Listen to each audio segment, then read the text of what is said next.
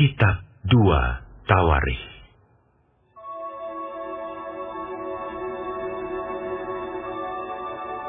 Salomo, anak Daud, menjadi kuat dalam kedudukannya sebagai raja. Tuhan Allahnya menyertai dia dan menjadikan kekuasaannya luar biasa besarnya. Salomo memberi perintah kepada seluruh Israel, kepada kepala-kepala pasukan 1.000 dan pasukan 100, kepada para hakim dan kepada semua pemimpin di seluruh Israel, yakni para kepala puak. Lalu pergilah Salomo bersama-sama dengan segenap jemaah itu ke bukit pengorbanan yang di Gibeon. Sebab disitulah kemah pertemuan Allah yang dibuat Musa, hamba Tuhan itu, di padang gurun. Tetapi Daud telah mengangkat tabut Allah dari Kiryat Yarim ke tempat yang disiapkannya bagi tabut itu. Sebab ia telah memasang kemah untuk tabut itu di Yerusalem. Namun mezbah tembaga yang dibuat Bezaleel bin Uri bin Hur masih ada di sana, di depan kemah suci Tuhan. Maka kesanalah Salomo dan jemaah itu meminta petunjuk Tuhan. Salomo mempersembahkan korban di sana, di hadapan Tuhan, di atas mezbah tembaga yang di depan kemah pertemuan itu. Ia mempersembahkan 1.000 korban bakaran di atasnya. Pada malam itu juga, Allah menampakkan diri kepada Salomo dan berfirman kepadanya, "Mintalah apa yang hendak kuberikan kepadamu." Berkatalah Salomo kepada Allah, "Engkaulah yang telah menunjukkan kasih setiamu yang besar kepada Daud ayahku, dan telah mengangkat aku menjadi raja menggantikan dia. Maka sekarang ya Tuhan Allah, tunjukkanlah keteguhan janjimu kepada Daud ayahku, sebab engkaulah yang telah mengangkat aku menjadi raja atas suatu bangsa yang banyaknya seperti debu tanah. Berilah sekarang kepadaku hikmat dan pengertian, supaya aku dapat keluar dan masuk sebagai pemimpin bangsa ini. Sebab siapakah yang dapat menghakimi umatmu yang besar ini?" Berfirmanlah Allah kepada Salomo, "Oleh karena itu yang kau ingini, dan engkau tidak meminta kekayaan, harta benda, kemuliaan, atau nyawa pembencimu, dan juga tidak meminta umur panjang, tetapi sebaliknya engkau meminta kebijaksanaan dan pengertian untuk dapat menghakimi umatku yang atasnya aku telah merajakan engkau, maka kebijaksanaan dan pengertian itu diberikan kepadamu. Selain itu, aku berikan kepadamu kekayaan, harta benda dan kemuliaan, sebagaimana belum pernah ada pada raja-raja sebelum engkau, dan tidak akan ada pada raja-raja sesudah engkau. Lalu pulanglah Salomo dari bukit pengorbanan yang di Gibeon itu, dari depan kemah pertemuan ke Yerusalem, dan ia memerintah atas Israel. Salomo mengumpulkan juga kereta-kereta dan orang-orang berkuda, sehingga ia mempunyai 1.400 kereta dan 12.000 orang berkuda, yang semuanya ditempatkan dalam kota-kota kereta dan dekat raja di Yerusalem. Raja membuat banyaknya emas dan perak di Yerusalem, sama seperti batu, dan banyaknya pohon kayu aras, sama seperti pohon ara yang tumbuh di daerah bukit. Kuda untuk Salomo didatangkan dari Misraim dan dari Kewe. Saudagar-saudagar raja membelinya dari Kewe dengan harga pasar. Sebuah kereta yang didatangkan dari Misraim berharga sampai 600 sikal perak, dan seekor kuda sampai 150 sikal. Dan begitu juga melalui mereka dikeluarkan semuanya itu kepada semua raja orang Het dan kepada raja-raja Arab.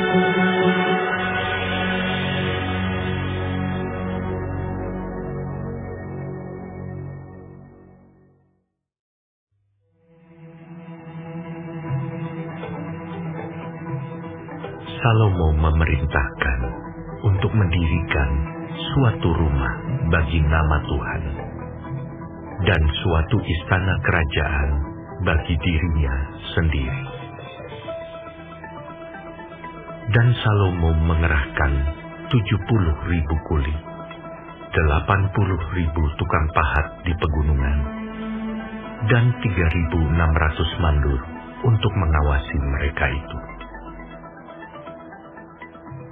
Lalu Salomo mengutus orang kepada Huram, raja negeri Tirus, dengan pesan, "Perbuatlah terhadap aku seperti yang kau perbuat terhadap ayahku Daud, ketika engkau mengirim kayu aras kepadanya, sehingga ia dapat mendirikan baginya suatu istana untuk tinggal di situ. Ketahuilah, aku hendak mendirikan sebuah rumah bagi nama Tuhan Allahku, untuk menguduskannya bagi dia, supaya di hadapannya dibakar ukupan dari wangi-wangian, tetap diatur roti sajian, dan dipersembahkan korban bakaran pada waktu pagi dan pada waktu petang, pada hari-hari Sabat dan bulan-bulan baru, dan pada perayaan-perayaan yang ditetapkan Tuhan Allah kami. Sebab semuanya itu adalah kewajiban orang Israel untuk selama-lamanya. Dan rumah yang hendak kudirikan itu harus besar, sebab Allah kami lebih besar dari segala Allah. Tetapi siapa yang mampu mendirikan suatu rumah bagi dia, sedangkan langit, bahkan langit yang mengatasi segala langit pun tidak dapat memuat dia? Dan siapakah aku ini, sehingga aku hendak mendirikan suatu rumah bagi dia, kecuali sebagai tempat untuk membakar korban di hadapannya? Maka sekarang, kirimlah kepadaku seorang yang ahli mengerjakan emas, perak, tembaga, besi, kain ungu muda, kain kirmizi, kain ungu tua, dan yang juga pandai membuat ukiran, untuk membantu para ahli yang ada padaku di Yehuda dan di Yerusalem, yang telah ditunjuk ayahku, Daud. Kirim juga kepadaku kayu aras, sanobar, dan cendana dari gunung Libanon, sebab aku tahu bahwa hamba-hambamu pandai menebang pohon dari Libanon. malam pada itu, hamba-hambaku akan membantu hamba-hambamu untuk menyediakan bagiku sejumlah besar kayu. Sebab rumah yang hendak kudirikan itu harus besar dan mentakjubkan. Dan untuk tukang-tukang yang menebang pohon, kuberikan gandum 20.000 kor, jelai 20.000 kor, anggur 20.000 bat, dan minyak 20.000 bat, sebagai bahan makanan bagi hamba-hambamu itu. Dan Huram, Raja Negeri Tirus, mengirim surat balasan kepada Salomo yang berbunyi, "Karena Tuhan mengasihi umat-Nya, Ia telah mengangkat engkau menjadi raja atas mereka." Lalu Huram melanjutkan, "Terpujilah Tuhan, Allah orang Israel, yang menjadikan langit dan bumi, karena Ia telah memberikan kepada Raja Daud seorang anak yang bijaksana, penuh akal budi dan pengertian, yang akan mendirikan suatu rumah bagi Tuhan dan suatu istana kerajaan bagi dirinya sendiri. Maka sekarang aku mengirim seorang ahli yang penuh pengertian, yakni Huram-Abi, anak seorang perempuan dari Bani Dan, sedang ayahnya orang Tirus. Ia pandai mengerjakan emas, perak, tembaga, besi, batu, kayu, kain ungu muda, kain ungu tua, lenan halus, dan kain kirmisi, dan juga pandai membuat segala jenis ukiran dan segala jenis rancangan yang ditugaskan kepadanya, dengan dibantu oleh ahli-ahlimu dan oleh ahli-ahli ayahmu, Tuanku Daud. Baiklah sekarang, Tuanku kirim kepada hamba-hamba Tuanku gandum dan jelai, minyak dan anggur yang telah Tuanku sebutkan itu. Dan kami akan menebang kayu dari gunung Libanon sebanyak engkau perlukan, dan membawanya kepadamu dengan rakit-rakit melalui laut sampai ke Yafo, dan engkau dapat mengangkutnya ke Yerusalem." Lalu Salomo menghitung semua orang asing yang laki-laki yang ada di negeri Israel, sama seperti yang pernah dilakukan Daud ayahnya. Maka terdapatlah 153.600 orang. Dan dari antara mereka, 70.000 orang dijadikannya kulit, 80.000 orang tukang pahat di pegunungan, dan 3.600 orang mandur yang harus menyuruh orang-orang itu bekerja.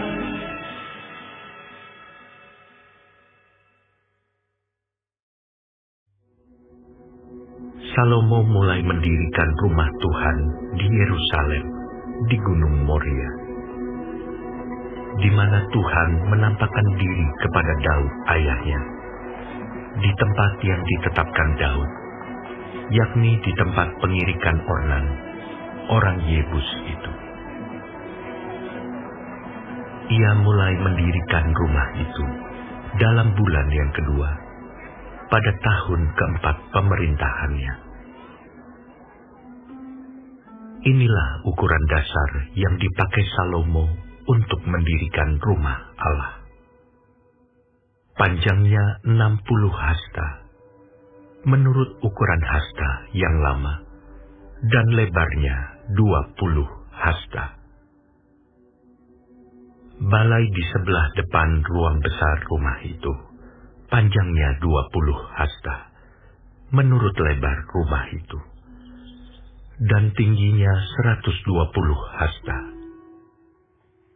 Balai itu dilapisinya dari dalam dengan emas murni. ruang besar dipapaninya dengan kayu sanobar. Kayu itu disaputnya dengan emas tua, kemudian dipasangnya pohon korma dan untayan rantai di atasnya. Ruang itu dilapisinya juga dengan batu permata yang mahal-mahal sebagai perhiasan. Sedang emasnya emas parwai. Demikianlah ruang itu. Balok-baloknya, ambang-ambangnya, dinding-dindingnya, dan pintu-pintunya disaputnya dengan emas. Dan pada dinding-dindingnya diukirkannya keruk. Kemudian ia membuat ruang maha kudus. Panjangnya 20 hasta menurut lebar rumah itu. Dan lebarnya 20 hasta juga. Lalu ia menyaputnya dengan emas tua seberat 600 talenta. Berat paku-paku 50 sikal emas. Juga kamar-kamar atas disaputnya dengan emas. Ia membuat 2 kerup berupa pahatan di ruang maha kudus dan melapisinya dengan emas. Sayap kerup-kerup itu seluruhnya 20 hasta panjangnya. Sayap yang sebelah kerup yang satu 5 hasta panjangnya dan menyentuh dinding ruang. Sedang sayapnya yang sebelah lagi juga 5 hasta panjangnya dan menyentuh sayap kerup yang lain. Begitu pula sayap kerup yang lain itu 5 hasta panjangnya dan menyentuh dinding ruang. Sedang sayapnya yang sebelah lagi juga 5 hasta panjangnya dan bersentuhan dengan sayap kerup yang pertama. Jadi sayap kedua kerup itu membentang sepanjang 20 hasta. Sedang kedua kerup itu berdiri di atas kakinya dan menghadap ruang besar. Kemudian ia membuat tabirnya dari kain ungu tua, kain ungu muda, kain kirmizi, dan lenan halus, dan menggambarkan kerubim padanya. Di depan rumah itu dibuatnya 2 tiang, yang tingginya 35 hasta, dengan ganja di kepalanya masing-masing setinggi 5 hasta. Lalu dibuatnya untayan rantai yang dipasangnya sebagai kalung di atas kepala tiang-tiang itu. Dan dibuatnya 100 buah delima yang dipasangnya pada untayan rantai itu. Tiang-tiang itu didirikannya di depan bait suci. Yang satu di sebelah kanan dan yang lain di sebelah kiri. Tiang kanan dinamainya Yakin dan tiang kiri Boas.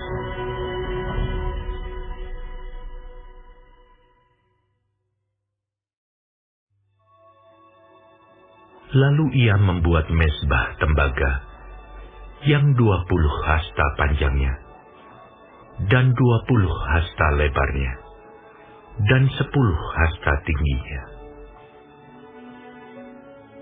Kemudian dibuatnyalah laut tuangan yang 10 hasta dari tepi ke tepi. Bundar keliling 5 hasta tingginya, dan yang dapat dililit berkeliling oleh tali yang 30 hasta panjangnya.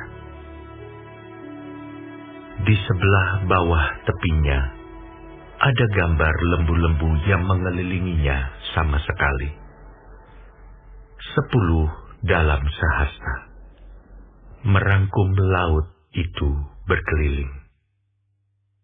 Lembu itu 2 jajar, dituang setuangan dengan bejana itu.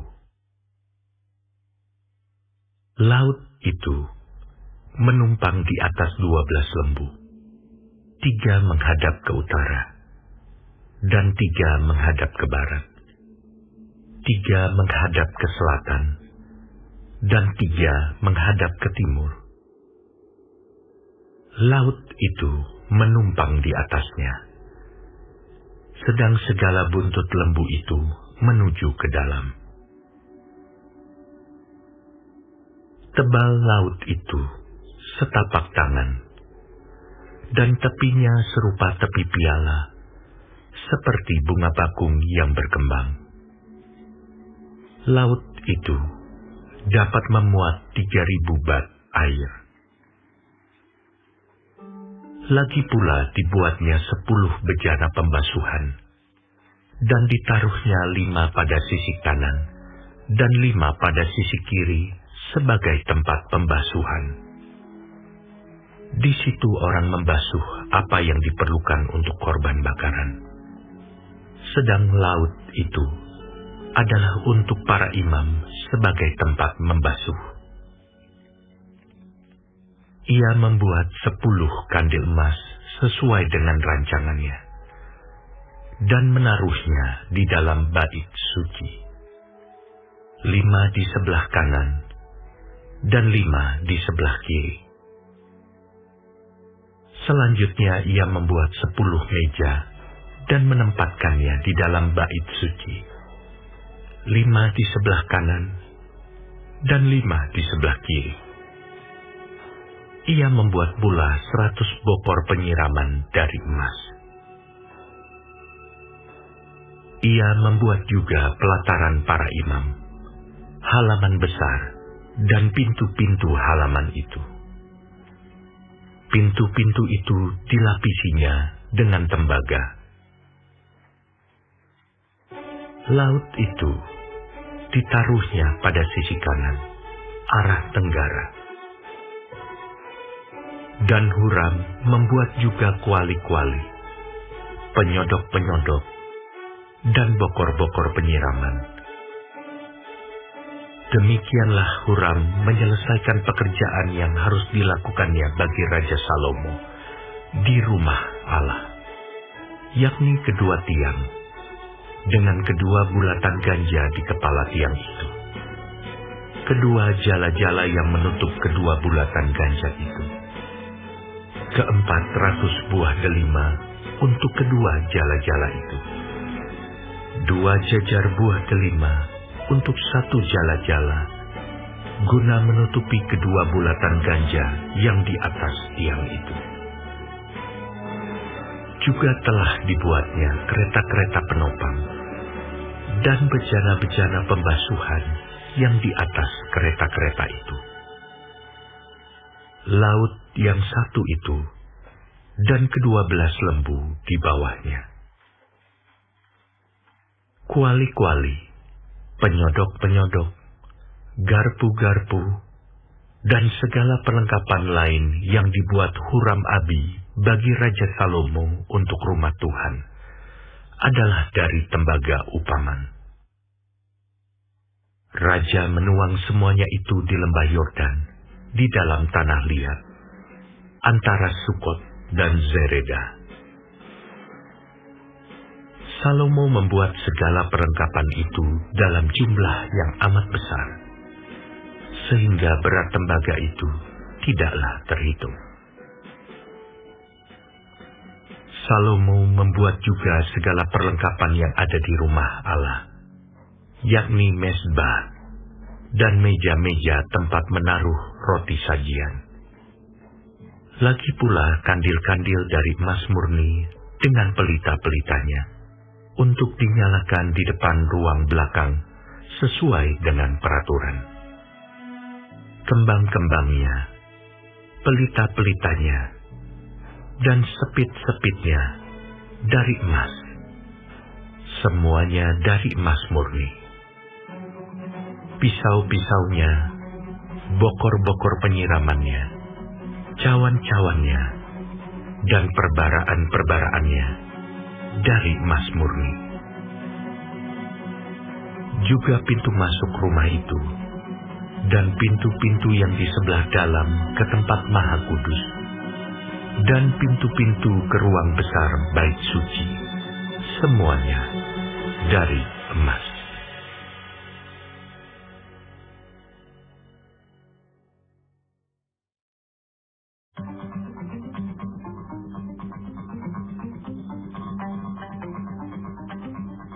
Maka selesailah segala pekerjaan yang dilakukan Salomo untuk rumah Tuhan itu.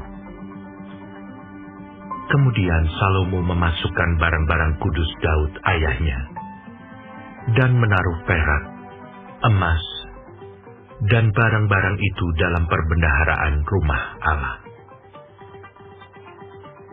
Pada waktu itu, Salomo menyuruh para tua-tua Israel dan semua kepala suku, para pemimpin puak orang Israel, berkumpul di Yerusalem untuk mengangkut tabut perjanjian Tuhan dari kota Daud, yaitu Sion. Maka pada hari raya di bulan ke-7, berkumpullah di hadapan raja semua orang Israel. Setelah semua tua-tua orang Israel datang, maka orang-orang Lewi mengangkat tabut itu. Mereka mengangkat tabut itu, dan kemah pertemuan, dan segala barang kudus yang ada di dalam kemah itu. Semuanya itu diangkut oleh imam-imam dan orang-orang Lewi. Tetapi Raja Salomo dan segenap umat Israel yang sudah berkumpul di hadapannya berdiri di depan tabut itu, dan mempersembahkan kambing domba dan lembu sapi yang tidak terhitung dan tidak terbilang banyaknya. Kemudian imam-imam membawa tabut perjanjian Tuhan itu ke tempatnya.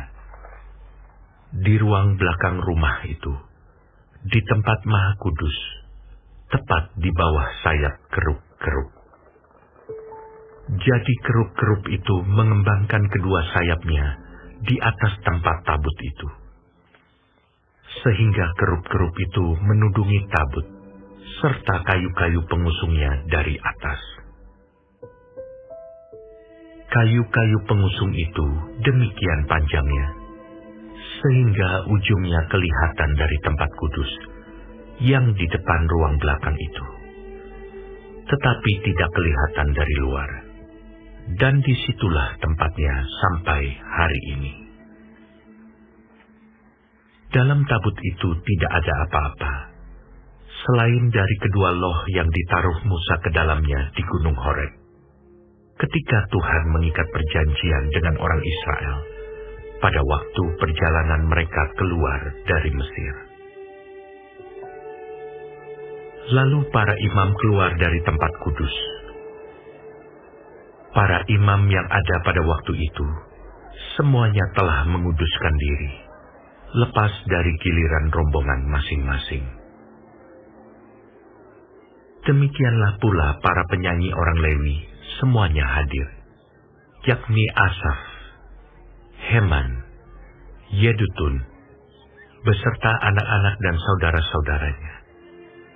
Mereka berdiri di sebelah timur mezbah, berpakaian lenan halus, dan dengan ceracap, gambus, dan kecapinya, bersama-sama 120 imam peniup nafiri.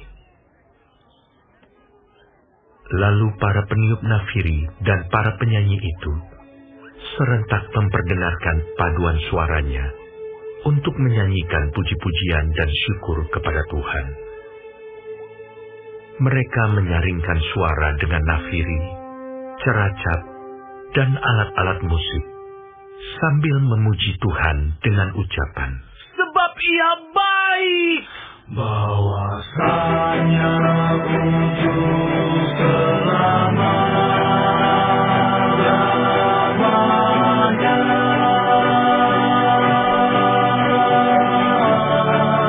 kasih setianya." Pada ketika itu, rumah itu, yakni rumah Tuhan, dipenuhi awan. sehingga imam-imam itu tidak tahan berdiri untuk menyelenggarakan kebaktian oleh karena awan itu. Sebab kemuliaan Tuhan memenuhi rumah Allah.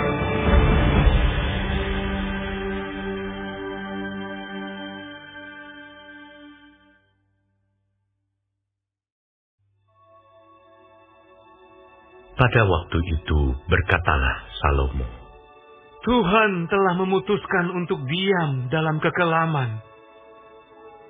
Sekarang, aku telah mendirikan rumah kediaman bagimu, tempat engkau menetap selama-lamanya.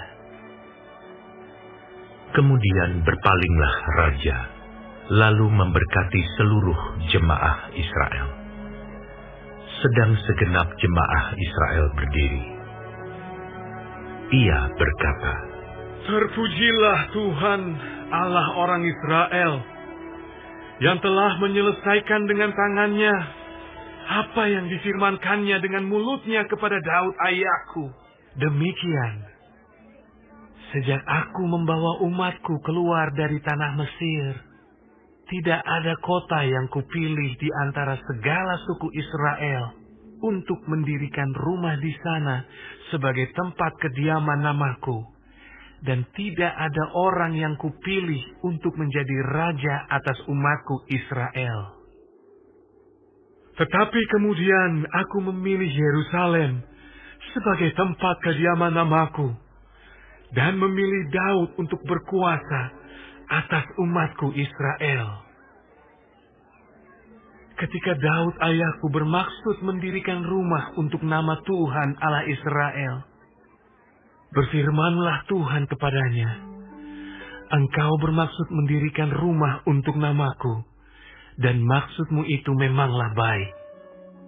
Hanya, bukanlah engkau yang akan mendirikan rumah itu, melainkan anak kandungmu yang akan lahir kelak. Dialah yang akan mendirikan rumah itu untuk namaku. Jadi Tuhan telah menepati janji yang telah diucapkannya. Aku telah bangkit menggantikan Daud ayahku, dan telah duduk di atas tahta kerajaan Israel, seperti yang difirmankan Tuhan. Aku telah mendirikan rumah ini untuk nama Tuhan Allah Israel, dan telah menempatkan di sana tabut yang memuat perjanjian yang telah diikat Tuhan dengan orang Israel. Kemudian berdirilah ia di depan mezbah Tuhan di hadapan segenap jemaah Israel, lalu menadahkan tangannya. Karena Salomo telah membuat sebuah mimbar tembaga yang panjangnya 5 hasta, lebarnya 5 hasta, dan tingginya 3 hasta, yang ditaruhnya di halaman. Ia berdiri di atasnya, lalu berlutut di hadapan segenap jemaah Israel, dan menadahkan tangannya ke langit, sambil berkata, Ya Tuhan Allah Israel, tidak ada Allah seperti Engkau di langit dan di bumi. Engkau yang memelihara perjanjian dan kasih setia kepada hamba-hambamu yang dengan segenap hatinya hidup di hadapan-Mu. Engkau yang tetap berpegang pada janji-Mu terhadap hamba-Mu Daud ayahku, dan yang telah menggenapi dengan tangan-Mu apa yang Kau firmankan dengan mulut-Mu, seperti yang terjadi pada hari ini. Maka sekarang ya Tuhan Allah Israel, peliharalah apa yang Kau janjikan kepada hamba-Mu Daud ayahku, dengan berkata, keturunan-Mu takkan terputus di hadapanku, dan tetap akan duduk di atas tahta kerajaan Israel, asal anak-anak-Mu tetap hidup menurut hukum-Ku, sama seperti Engkau hidup di hadapanku. Maka sekarang ya Tuhan Allah Israel, biarlah terbukti kebenaran firman-Mu yang telah Kau ucapkan kepada hamba-Mu Daud. Tetapi benarkah Allah hendak diam bersama dengan manusia di atas bumi? Sesungguhnya langit, bahkan langit yang mengatasi segala langit pun tidaklah dapat memuat Engkau, terlebih lagi rumah yang kudirikan ini. Maka berpalinglah kepada doa dan permohonan hamba-Mu ini, ya Tuhan Allahku. Dengarlah seruan dan doa yang hamba-Mu panjatkan di hadapan-Mu ini. Kiranya mata-Mu terbuka terhadap rumah ini siang dan malam, terhadap tempat yang Kau katakan akan menjadi kediaman nama-Mu. Dengarkanlah doa yang hamba-Mu panjatkan di tempat ini. Dan dengarkanlah permohonan hamba-Mu dan umat-Mu Israel yang mereka panjatkan di tempat ini, bahwa Engkau juga yang mendengarnya dari tempat kediaman-Mu, dari sorga. Dan apabila Engkau mendengarnya, maka Engkau akan mengampuni. Jika seseorang telah berdosa kepada temannya, lalu diwajibkan mengangkat sumpah dengan mengutuk dirinya, dan ia datang bersumpah ke depan mezbah-Mu di dalam rumah ini, maka Engkau pun hendaklah mendengar dari sorga dan bertindak serta mengadili hamba-hamba-Mu, yakni membalas perbuatan orang bersalah dengan menanggungkannya kepada orang itu sendiri, tetapi membenarkan orang yang benar dengan membalaskan kepadanya sesuai dengan kebenarannya. Apabila umat-Mu Israel terpukul kalah oleh musuhnya karena mereka berdosa kepadamu, kemudian mereka berbalik dan mengakui nama-Mu, dan mereka berdoa dan memohon di hadapan-Mu di rumah ini, maka Engkau pun kiranya mendengar dari sorga dan mengampuni dosa umat-Mu Israel, dan mengembalikan mereka ke tanah yang telah Kau berikan kepada mereka dan nenek moyang mereka. Apabila langit tertutup sehingga tidak ada hujan, sebab mereka berdosa kepadamu, lalu mereka berdoa di tempat ini dan mengakui nama-Mu, dan mereka berbalik dari dosanya, sebab Engkau telah menindas mereka, maka Engkau pun kiranya mendengarkannya di sorga dan mengampuni dosa hamba-hamba-Mu, umat-Mu Israel, karena Engkaulah yang menunjukkan kepada mereka jalan yang baik yang harus mereka jalani. Dan Engkau kiranya memberikan hujan kepada tanah-Mu yang telah Kau berikan kepada umat-Mu menjadi milik pusaka.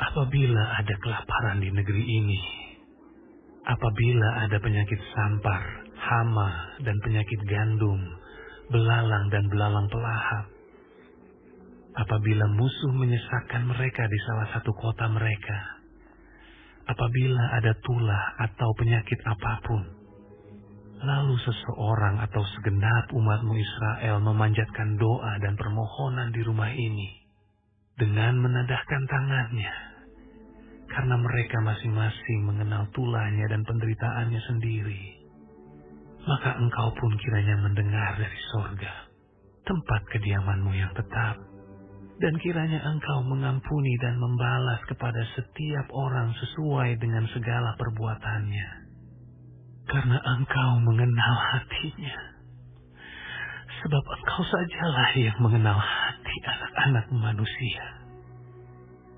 supaya mereka takut akan Engkau dan mengikuti segala jalan yang Engkau tunjukkan selama mereka hidup di atas tanah yang telah Kau berikan kepada nenek moyang kami. Juga apabila seorang asing yang tidak termasuk umat-Mu Israel datang dari negeri jauh oleh karena nama-Mu yang besar, tangan-Mu yang kuat, dan lengan-Mu yang teracung, dan ia datang berdoa di rumah ini, maka Engkau pun kiranya mendengar dari sorga, dari tempat kediaman-Mu yang tetap, dan kiranya Engkau bertindak bertindak sesuai dengan segala yang diserukan kepadamu oleh orang asing itu, supaya segala bangsa di bumi mengenal namamu, sehingga mereka takut akan Engkau, sama seperti umatmu Israel. Dan sehingga mereka tahu bahwa namamu telah diserukan atas rumah yang telah kudirikan ini. Apabila umatmu keluar untuk berperang melawan musuh-musuhnya, ke arah manapun Engkau menyuruh mereka, dan apabila mereka berdoa kepadamu dengan berkiblat ke kota yang telah Kau pilih ini, dan ke rumah yang telah kudirikan bagi namamu, maka Engkau kiranya mendengar dari sorga doa dan permohonan mereka, dan Engkau kiranya memberikan keadilan kepada mereka. Apabila mereka berdosa kepadamu, karena tidak ada manusia yang tidak berdosa, dan Engkau murka kepada mereka dan menyerahkan mereka kepada musuh, sehingga mereka diangkut tertawan ke negeri yang jauh atau yang dekat. Dan apabila mereka sadar kembali dalam hatinya di negeri tempat mereka tertawan, dan mereka berbalik dan memohon kepadamu di negeri tempat mereka tertawan dengan berkata, kami telah berdosa, bersalah, dan berbuat fasik. Apabila mereka berbalik kepadamu dengan segenap hatinya dan dengan segenap jiwanya di negeri orang-orang yang mengangkut mereka tertawan, dan apabila mereka berdoa kepadamu dengan berkiblat ke negeri mereka yang telah Kau berikan kepada nenek moyang mereka, ke kota yang telah Kau pilih, dan ke rumah yang telah kudirikan bagi namamu, maka Engkau kiranya mendengarkan dari sorga, dari tempat kediamanmu yang tetap, kepada doa dan segala permohonan mereka, dan kiranya Engkau memberikan keadilan kepada mereka, dan Engkau kiranya mengampuni umatmu yang telah berdosa kepadamu. Sebab itu ya Allahku, kiranya matamu terbuka dan telingamu menaruh perhatian kepada doa yang dipanjatkan di tempat ini. Dan sekarang, bangunlah ya Tuhan Allah, dan pergilah ke tempat perhentianmu, Engkau serta tabut kekuatanmu. Kiranya ya Tuhan Allah, imam-imammu berpakaian keselamatan, dan orang-orang yang Kau kasihi bersukacita karena kebaikan-Mu. Ya Tuhan Allah, janganlah Engkau menolak orang yang telah Kau urapi. Ingatlah akan segala kasih setia-Mu kepada Daud, hamba-Mu itu.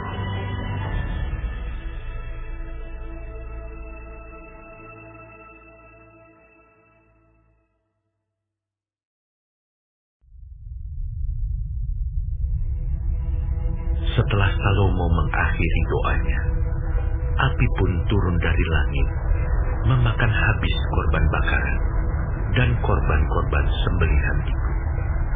Dan kemuliaan Tuhan memenuhi rumah itu. Para imam tidak dapat memasuki rumah Tuhan itu, karena kemuliaan Tuhan memenuhi rumah Tuhan. Ketika segenap orang Israel melihat api itu turun, dan kemuliaan Tuhan meliputi rumah itu, berlututlah mereka di atas lantai, dengan muka mereka sampai ke tanah. Lalu sujud menyembah, dan menyanyikan syukur bagi Tuhan. Sebab Ia baik. Bahwasanya untuk selama-lamanya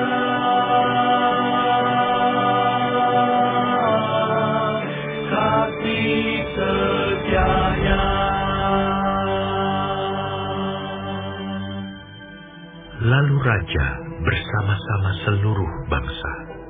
mempersembahkan korban sembelihan di hadapan Tuhan. Sebagai korban sembelihan, Raja Salomo mempersembahkan 22.000 ekor lembu sapi dan 120.000 ekor kambing domba. Demikianlah raja dan seluruh bangsa mentahbiskan rumah Allah.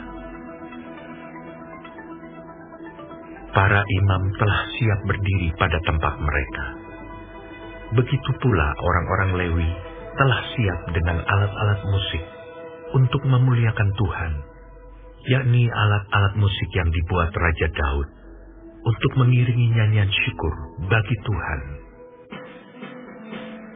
Bahwasanya untuk selama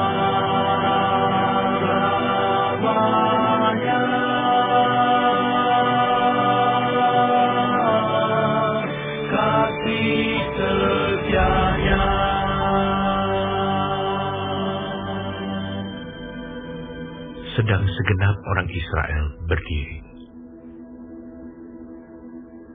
Lalu Salomo menguduskan pertengahan pelataran yang di depan rumah Tuhan, sebab disitulah diolahnya segala korban bakaran dan lemak korban keselamatan.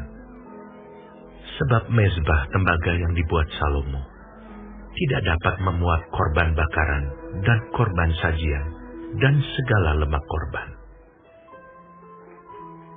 Dan pada waktu itu juga, Salomo mengadakan perayaan Pondok Daun selama 7 hari. Bersama-sama dengan seluruh Israel, suatu jemaah yang amat besar, dari jalan masuk ke Hamat sampai ke sungai Mesir. Pada hari yang ke-8, mereka mengadakan perkumpulan raya, karena mereka telah merayakan pentahbisan mezbah selama 7 hari. Dan perayaan Pondok Daun selama 7 hari. Pada hari yang ke-23 bulan ke-7, disuruhnya bangsa itu pulang ke kemah-kemah mereka sambil bersukacita dan bergembira atas kebaikan yang telah dilakukan Tuhan kepada Daud, kepada Salomo, dan kepada orang Israel, umatnya. Demikianlah Salomo menyelesaikan rumah Tuhan dan istana raja, dan berhasil melaksanakan dalam rumah Tuhan dan dalam istananya segala sesuatu yang timbul dalam hatinya.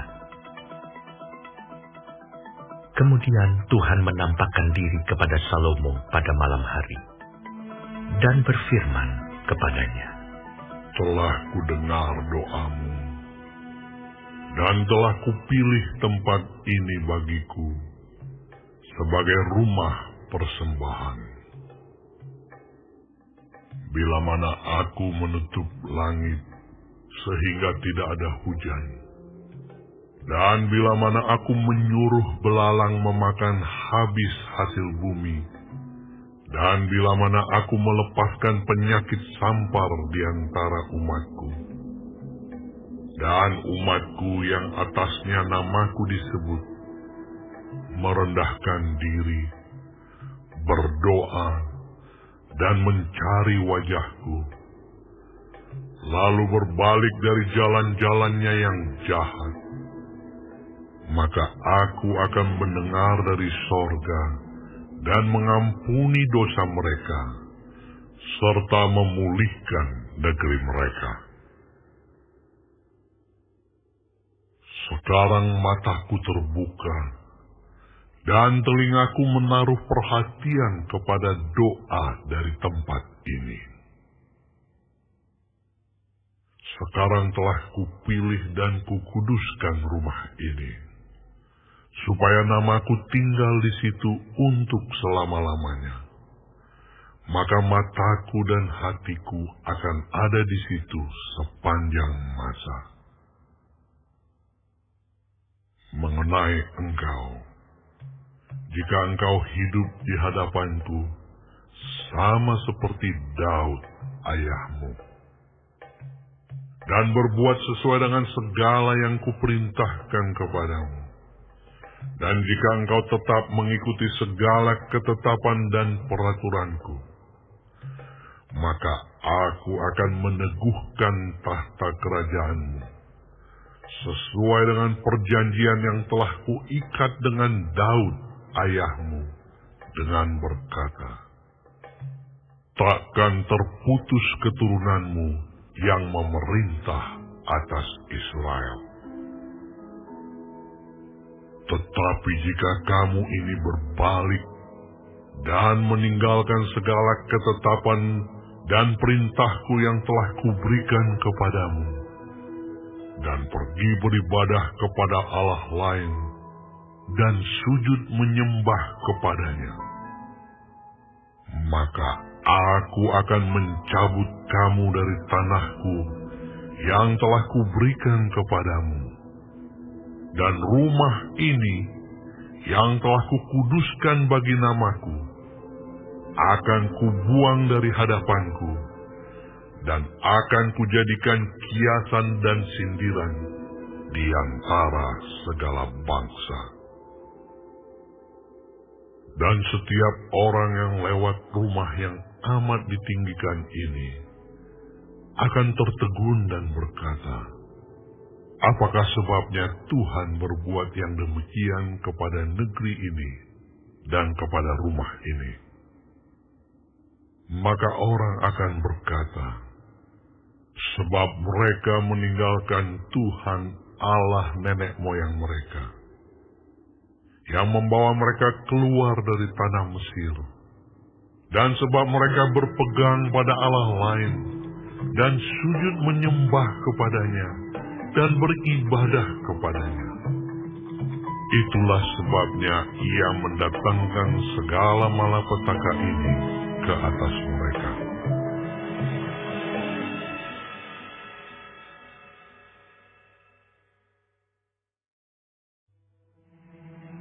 Setelah lewat 20 tahun, selesailah Salomo mendirikan rumah Tuhan dan istananya sendiri. Maka Salomo memperkuat kota-kota yang diberikan Huram kepadanya, dan menyuruh orang Israel menetap di sana. Lalu Salomo pergi ke Hamat Soba dan menaklukkannya. Kemudian ia memperkuat Tadmor di padang gurun, dan semua kota perbekalan yang didirikannya di Hamat. Ia memperkuat juga Bet-horon Hulu dan Bet-horon Hilir, menjadi kota kubu yang bertembok, berpintu gerbang, dan berpalang, dan juga Baalat, dan segala kota perbekalan kepunyaan Salomo, segala kota tempat kereta, kota-kota tempat orang berkuda, dan apa saja yang Salomo ingin mendirikannya di Yerusalem, atau di Gunung Libanon, atau di segenap negeri kekuasaannya. Semua orang yang masih tinggal dari orang Het, orang Amori, orang Feris, orang Hewi, dan orang Yebus, yang tidak termasuk orang Israel, yakni keturunan bangsa-bangsa yang masih tinggal di negeri itu, dan yang tidak dibinasakan oleh orang Israel. Merekalah yang dikerahkan Salomo untuk menjadi orang Rodi. Demikianlah mereka sampai hari ini. Tetapi orang Israel tidak ada yang dijadikan budak oleh Salomo untuk pekerjaannya, melainkan mereka menjadi prajurit, atau perwira pasukan berkuda, atau panglima atas pasukan kereta dan pasukan berkuda. Dan inilah pemimpin-pemimpin umum Raja Salomo, 250 orang yang memerintah rakyat. Dan Salomo memindahkan anak Firaun dari kota Daud ke rumah yang didirikannya baginya, karena katanya, tidak boleh seorang istriku tinggal dalam istana Daud, Raja Israel, karena tempat-tempat yang telah dimasuki tabut Tuhan adalah kudus. Lalu Salomo mempersembahkan korban-korban bakaran bagi Tuhan di atas mezbah Tuhan yang didirikannya di depan balai bait suci.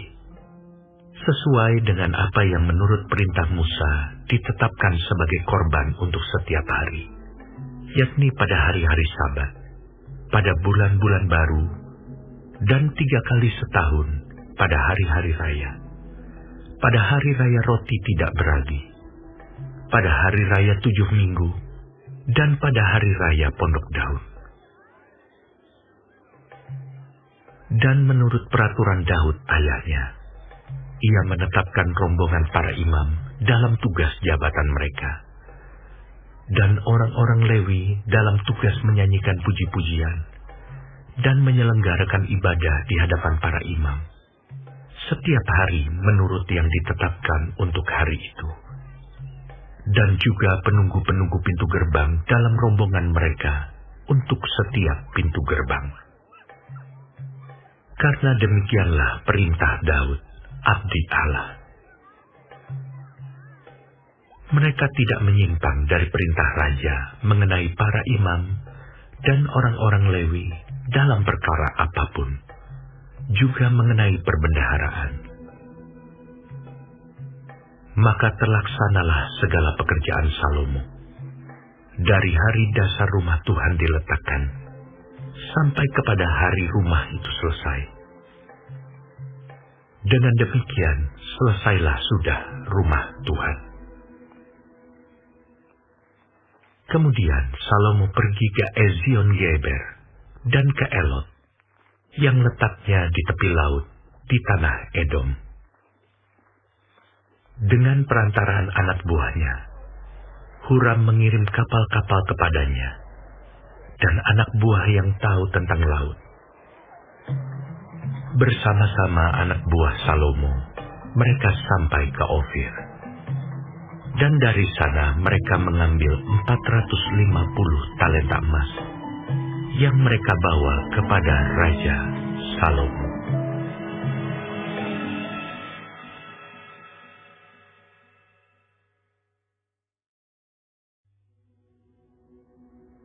Ketika Ratu Negeri Sheba mendengar kabar tentang Salomo, maka dengan pasukan pengiring yang sangat besar, dan dengan unta-unta yang membawa rempah-rempah, banyak emas, dan batu permata yang mahal-mahal, datanglah ia ke Yerusalem hendak menguji Salomo dengan teka-teki. Setelah ia sampai kepada Salomo, dipercakapkannyalah segala yang ada dalam hatinya dengan dia. Dan Salomo menjawab segala pertanyaan ratu itu. Bagi Salomo tidak ada yang tersembunyi, yang tidak dapat dijawabnya untuk ratu itu. Ketika Ratu Sheba melihat hikmat Salomo dan rumah yang telah didirikannya, makanan di mejanya, cara duduk pegawai-pegawainya, cara pelayan-pelayannya melayani dan berpakaian, juru-juru minumannya dan pakaian mereka, dan korban bakaran yang biasa dipersembahkannya di rumah Tuhan, maka tercenganglah ratu itu. Dan ia berkata kepada raja, "Benar juga kabar yang kudengar di negeriku tentang engkau dan tentang hikmatmu. Tetapi aku tidak percaya perkataan-perkataan mereka, sampai aku datang dan melihatnya dengan mataku sendiri. Sungguh, setengah dari hikmatmu yang besar itu belum diberitahukan kepadaku. Engkau melebihi kabar yang kudengar.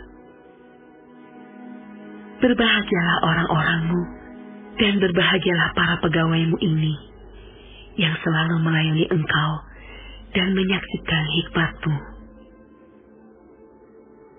Terpujilah Tuhan Allahmu yang telah berkenan kepadamu sedemikian, hingga ia mendudukan engkau di atas tahtanya sebagai raja untuk Tuhan Allahmu.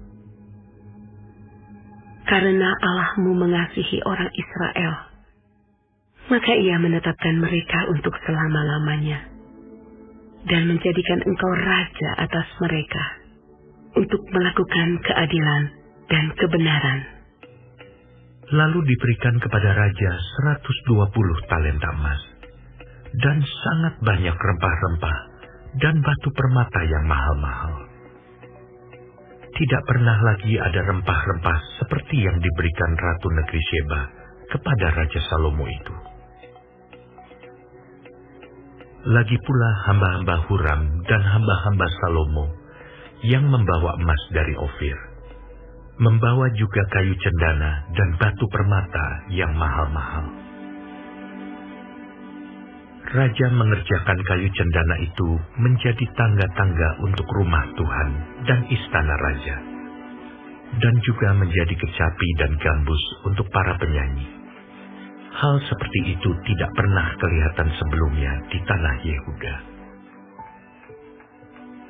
Raja Salomo memberikan kepada Ratu Negeri Sheba segala yang dikehendakinya dan yang dimintanya, melebihi yang dibawa ratu itu untuk raja. Lalu ratu itu berangkat pulang ke negerinya bersama-sama dengan pegawai-pegawainya. Adapun berat emas yang dibawa kepada Salomo dalam 1 tahun ialah seberat 666 talenta. Belum terhitung yang dibawa oleh saudagar-saudagar dan pedagang-pedagang. Juga semua raja Arab dan bupati-bupati di negeri itu membawa emas dan perak kepada Salomo. Raja Salomo membuat 200 perisai besar dari emas tempaan. 600 shikal emas tempaan dipakainya untuk setiap perisai besar. Ia membuat juga 300 perisai kecil dari emas tempaan. 300 shikal emas dipakainya untuk setiap perisai kecil. Lalu raja menaruh semuanya itu di dalam gedung hutan Libanon. Juga raja membuat tahta besar dari gading yang disalutnya dengan emas murni. Tahta itu 6 tingkatnya dan tumpuan kakinya dari emas yang dipautkan pada tahta itu. Dan pada kedua sisi tempat duduk ada kelek-kelek.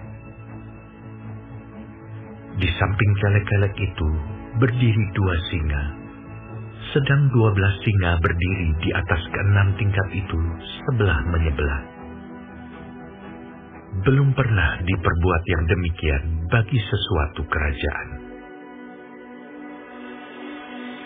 Segala perkakas minuman Raja Salomo dari emas, dan segala barang di gedung hutan Libanon itu dari emas murni.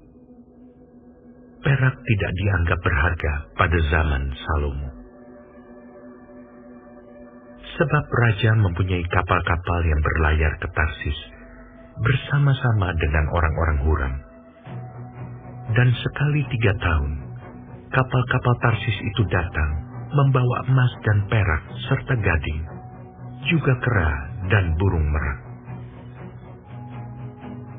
Raja Salomo melebihi semua raja di bumi dalam hal kekayaan dan hikmat.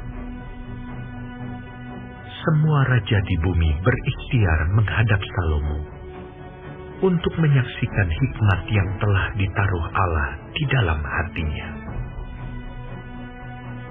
Mereka datang masing-masing membawa persembahannya, yakni barang-barang perak dan barang-barang emas, pakaian, senjata, rempah-rempah, kuda dan bagal, dan begitulah tahun demi tahun.